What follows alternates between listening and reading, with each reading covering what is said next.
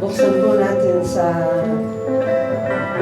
awit 119 verse 145 until 152. Ang sabi po ng Panginoon, ako'y tumawag ng aking buong puso, sagutin mo ako, O Panginoon.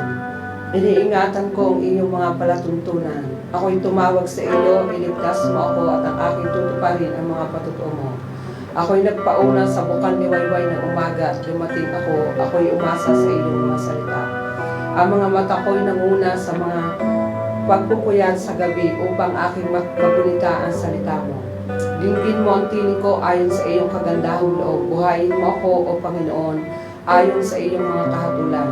Silang nagsisusunod sa kasamaan ay nagsisilapit. Sila'y malayo sa iyong kautusan. Ikaw ay malapit, O Panginoon, lahat mong utos ay katotohanan. Nang unang nakaunawa sa iyong patutuo ng iyong ipamalagi magpakailanman. Purihin po ang salita ng Panginoon. Maraming po tayo.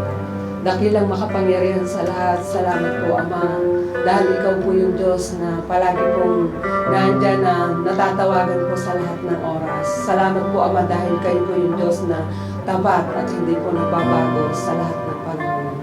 Kaya po sa gabing ito po, Panginoon, tunay nga po na maraming pong salamat sa pagkakataon, oras po, Panginoon, at sa lahat ng ginawa niyo po sa buhay po namin, yung pag-iingat po, Panginoon, yung salvation po, Panginoon, yung pangunguna niyo at pagsama. Nawa po, Panginoon, dalangin po namin sa gabing ito, patuloy po namin maranasan yung inyong banal na espiritu, yung pagsama niyo, yung presensya niyo po, Panginoon.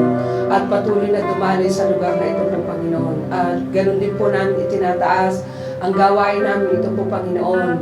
Nasisiyasat mo po ang puso ng bawat isa. Hindi ka po tumitingin sa bilang, kundi sa puso ng bawat isa po, Panginoon. Dalangin po namin na sa kalagitnaan po namin, kayo po yung patuloy na magturo at tunay na magsalita po, Panginoon, kung ano man po yung mensahe na ihatid mo po, Panginoon. At sa inyo din po manggaling po, Panginoon, yung karunungan sa binigyan mo po ng pagkakataon na tumayo po sa pulpitong ito po, Panginoon, magmula po sa maghahandog ng awitin, maghahandog po ng ikapo at maghahandog ng inyong mensahe po, Panginoon, ay patuloy po maranasan yung inyong banal na espiritu at karunungan na nagmumula po sa inyo. At higit po sa lahat po, Panginoon, manggaling po sa inyo ang katanggumpayan ng gawain na ito po, Panginoon. At dalangin din po namin, Ama, na kayo po yung maging kapahingahan po namin, maging pag-asa at kalakasan po sa araw-araw po ng aming buhay po, Panginoon. Sa inyo po namin ipinagkakatiwala ang lahat na may pagdakila, paborit, pasasalamat. In Jesus' name, Amen. Amen.